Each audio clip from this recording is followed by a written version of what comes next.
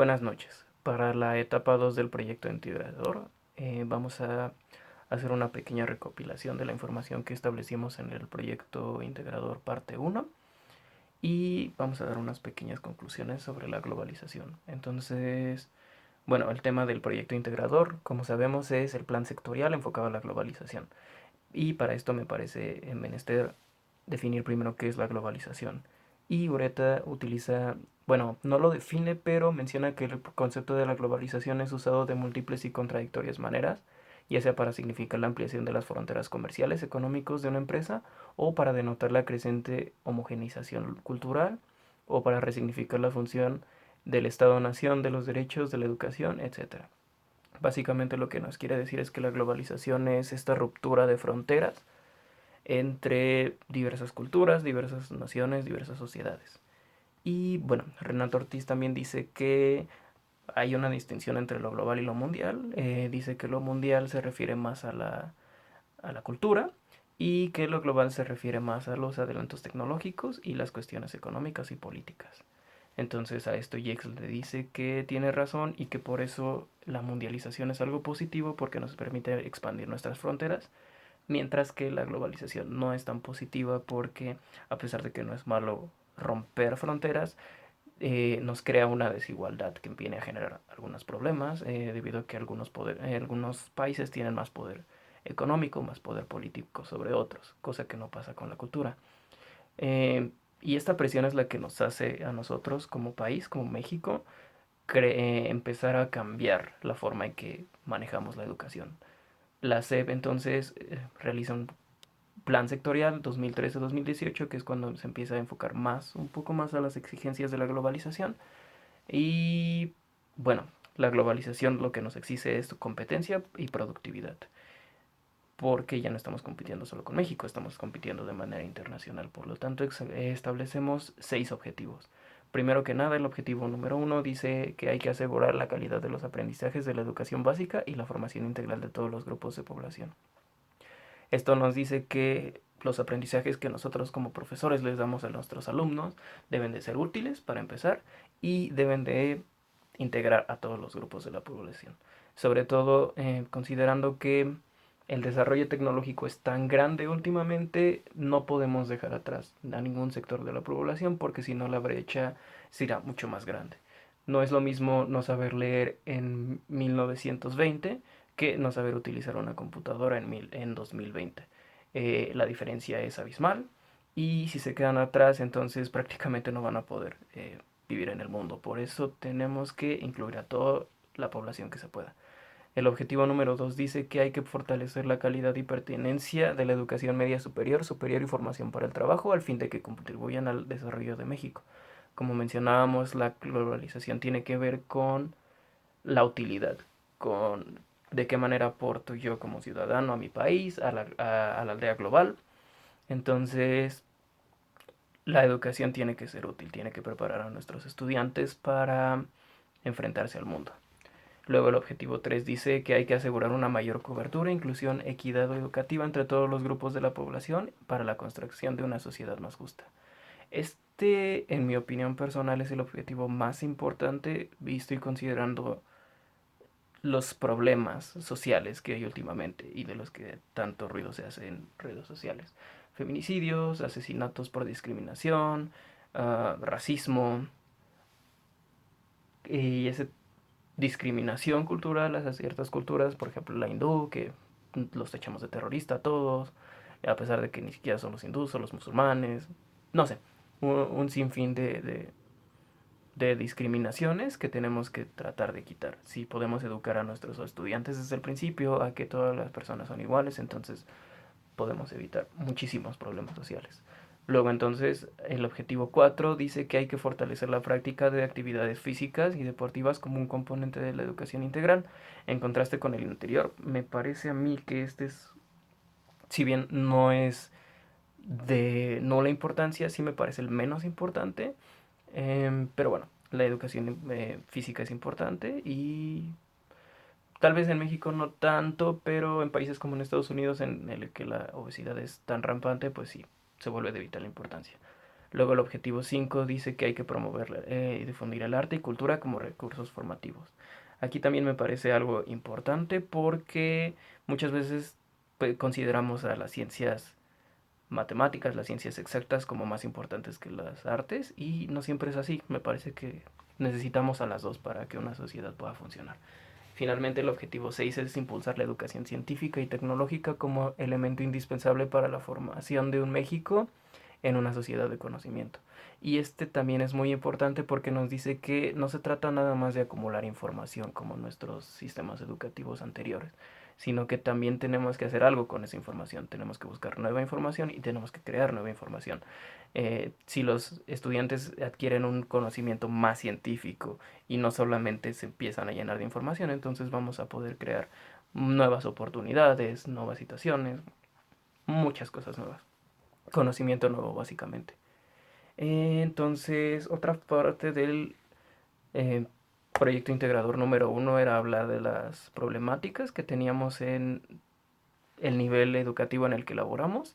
Y bueno, yo laboro en el nivel media superior, donde los problemas más importantes que me parecen es que la educación media se volvió obligatoria. Y no es que el hecho de que sea obligatoria sea un problema, sino el hecho de que en la generación anterior no era obligatoria. Por lo tanto, esto causa un choque cultural en el que los estudiantes piensan que les estamos exigiendo más que a sus papás, es lo cual de cierta manera es cierta, pero también crea una deserción muchísimo más alta, que es el segundo problema en este nivel.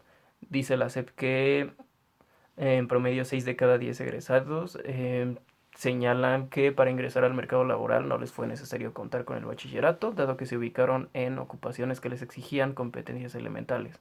De igual manera, 4 de cada 10 mencionaron que las habilidades adquiridas en el nivel educativo les sirvieron poco o nada en su primer empleo.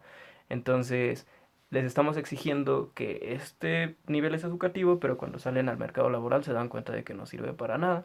Por lo tanto, es algo que tenemos que cambiar. Finalmente, la SEP define el sujeto y la educación. Eh, el sujeto, la SEP lo define como un ser social que busca ser útil en, pues en su sociedad, valga la redundancia. Entonces, para la SEP, la educación tiene que estar enfocada a volver al sujeto útil. Si el sujeto no es útil una vez que termina sus estudios, entonces la educación no sirvió de nada. Y finalmente, en el proyecto etapa uno hablamos un poco de los valores, que sería para mí los más importantes son el respeto y la equidad, que es muy necesario, sobre todo en la situación que vivimos actualmente, pero también destaco lo que es la utilidad, el ser útil para la sociedad en donde vivimos y la creatividad que viene con el pensamiento científico. Entonces, para comenzar la etapa 2 del proyecto, que va enfocado a qué cambios trae la globalización, tanto positivos como negativos. Bueno, Brunner establece 5 situaciones que dice que son lo que la globalización está cambiando. Primero, número uno, el conocimiento se renueva más rápidamente. Por eso no podemos esperar que los alumnos memoricen mucho conocimiento que al final no les va a servir porque va avanzando. El conocimiento teórico de las computadoras de hace 10 años ya no sirve para casi nada en la actualidad. Luego, número dos es que la escuela ya no es, ya no es la única fuente de conocimiento. Los estudiantes tienen todo el conocimiento disponible, bueno, toda la información disponible del mundo en su dispositivo móvil. Entonces tenemos que dar un enfoque diferente. ¿Para qué sirve la escuela si ya tengo toda la información que existe? Luego el tercer problema dice que es que la palabra del profesor ya no lo es todo y esto tiene que ver con el punto anterior. Eh, el profesor ya no tiene una palabra sagrada porque los estudiantes pueden buscar ahí mismo si tienes razón o no. Entonces el papel del profesor me parece que tiene que ir más enfocado a dirigir a los estudiantes sobre cómo usar estas tecnologías. Y finalmente el último problema que él menciona es que las competencias necesarias se tienen que ir adaptando, dependiendo obviamente de las exigencias laborales, de las exigencias de la sociedad. Entonces, yo aquí veo situaciones positivas y negativas. Voy a empezar con las positivas, o lo que a mí me parecen las positivas, y es que las nuevas tecnologías de la educación traen cambios Eh, la educación ya no se tiene que enfocar a la información, se tiene que enfocar al conocimiento, que es lo que hablábamos cuando mencionamos toda esta situación de la ciencia, toda esta situación de que tienen sus dispositivos móviles.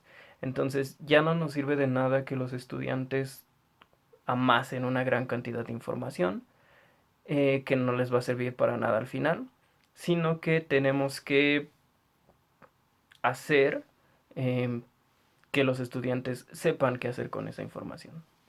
Y esto me trae a otro punto, y es que muchas veces como profesores nos da miedo o huimos a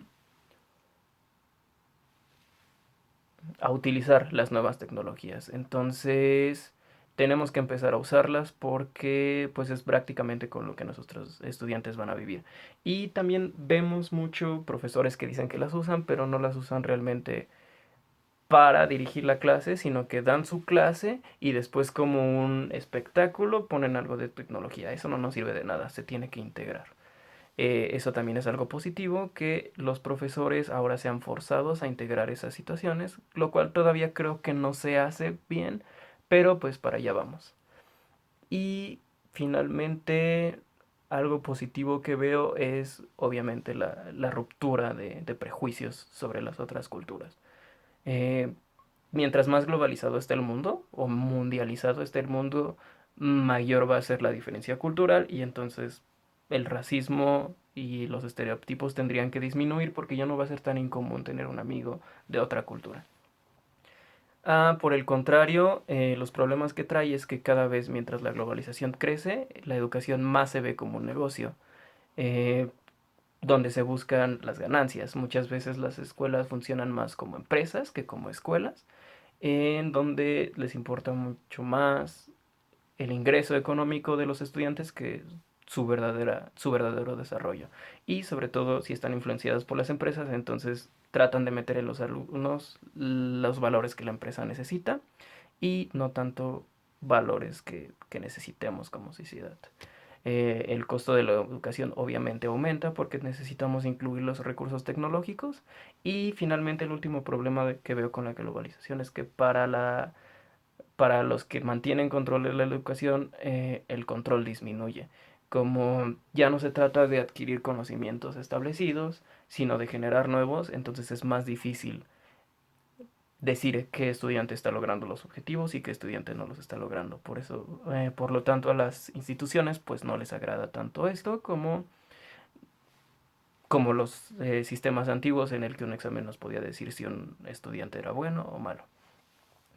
Entonces, para concluir, a mí me parece que la globalización es algo positivo en sí mismo. Sin embargo, la forma en la que se aplica sí tiende a ser negativo porque no se le da la importancia necesaria a las cosas que deberían dárseles importancia, y porque se genera demasiado rápido. Y también estoy de acuerdo en lo que dice Renato Ortiz, y es que la globalización nos hace depender de culturas que son más poderosas económicamente que nosotros. Y por eso ah, yo estaría concluyendo mi participación de la etapa 2. Eh, que tenga una excelente noche y gracias por escuchar mi discurso.